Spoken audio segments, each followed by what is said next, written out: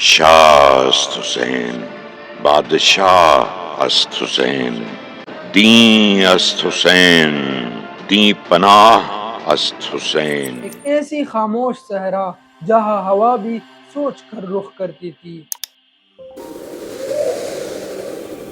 ایک ایسا میدان جہاں دھرتی پیاسی تھی، نہ صرف پانی کی بلکہ خون کی پیاسی تھی۔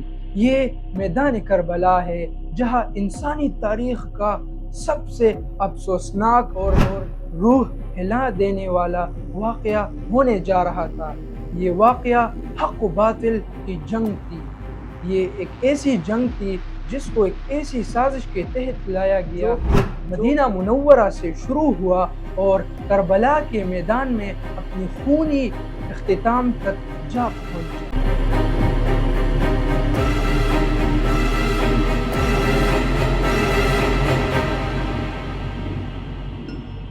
میرے دوستو، مدینہ منورہ میں نواسۂ رسول یعنی حضرت حسین رضی اللہ عنہ نے عراق میں یزید بن معاویہ کی خلافت کی حمایت سے صاف انکار کر دیا۔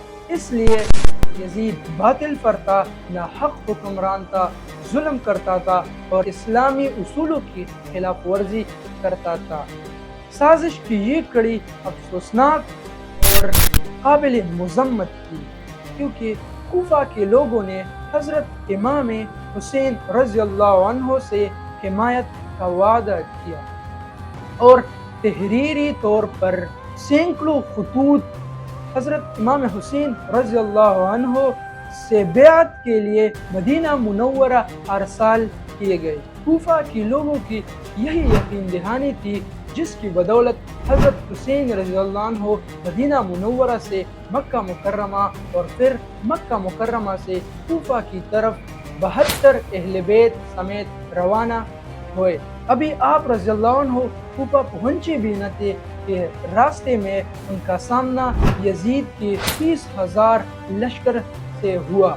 کربلا کے لق و دق صحرا اور تفتی میدان میں حضرت امام حسین رضی اللہ عنہ، ان کے ساتھی خواتین اور بچوں سمیت ان پر پانی بند کر دیا گیا۔ دودھ پیتے بچوں پر یزیدیوں نے ظلم کی انتہا کر دی۔ اس کا مقصد بھی یہی تھا کہ حضرت امام حسین رضی اللہ عنہ کو حق کے موقف سے پیچھے ہٹایا جائے اور یزید کی حمایت کرنے پر مجبور کیا جائے، لیکن حضرت امام حسین رضی اللہ عنہ ڈٹ کر سامنے رہے، مقابلہ کیا اور پیچھے کبھی نہ ہٹے، یہاں تک کہ حضرت حسین رضی اللہ عنہ اور اہل بیت کے خلاف آگ اور خون کا کھیل شروع ہو گیا۔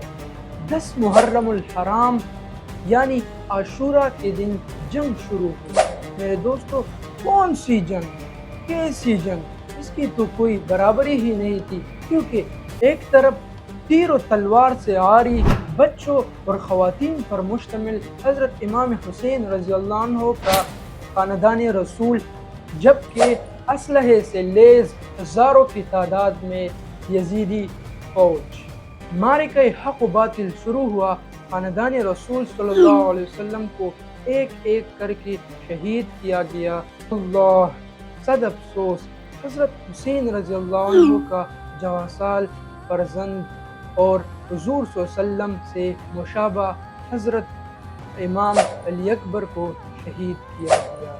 6 مہینے، میرے دوستو، صرف 6 مہینے کا علی اصغر بھی یزیدیوں نے معاف نہیں کیا۔ حضرت عباس رضی اللہ عنہ کو بھی شہید کیا گیا۔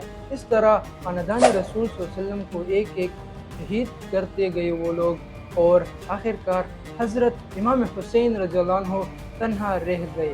حضرت امام حسین رضی اللہ عنہ باطل کے سامنے نہ جھکے، ڈٹ کر مقابلہ کیا اور مضبوطی سے تھامے رہے اور اللہ کے حضور سجدے میں جا گرے، لیکن دشمن نے آپ رضی اللہ عنہ کا سر تن سے جدا کیا۔ جسم تیروں سے چھلنے اور زخموں سے چور تھا، آپ پیسے سے ڈول رہے تھے اور لڑ رہے تھے، تو شمر نے کہا آگے بڑھو اور اس کا سر اڑا دو، تو کوئی ہمت نہیں کر۔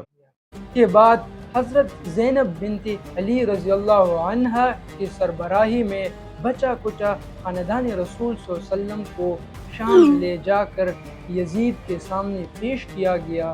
وہاں پر آپ رضی اللہ عنہ نے یزید کے سامنے تاریخی الفاظ کہے تھے کہ اے یزید، تو سمجھتا ہے کہ تو یہ جنگ جیت گیا، لیکن در حقیقت تمہاری جیت تمہاری ناکامی ہے، کیونکہ حق کو کبھی بھی اور کوئی بھی نہیں دبا سکتا۔ تاریخ گواہ ہے کہ قیامت تک یزید کے لیے لفظ باطل اور حسین کے لیے لفظ حق استعارے کے طور پر استعمال کیے جائیں گے اور یاد رکھے جائیں گے۔ میرے دوستو، میدان کربلا کا یہ درد بھرا واقعہ ہمیں یہ سکھاتا ہے کہ اگر حق کے لیے ہمیں تنہا بھی لڑنا پڑے تو کبھی بھی دریغ نہیں کرنا چاہیے، ظلم کے خلاف کبھی بھی سر نہیں جھکانا چاہیے۔ اسلام ہمیں عبادات کے ساتھ ساتھ حق کے لیے قربانی دینے کا درس بھی دیتا ہے۔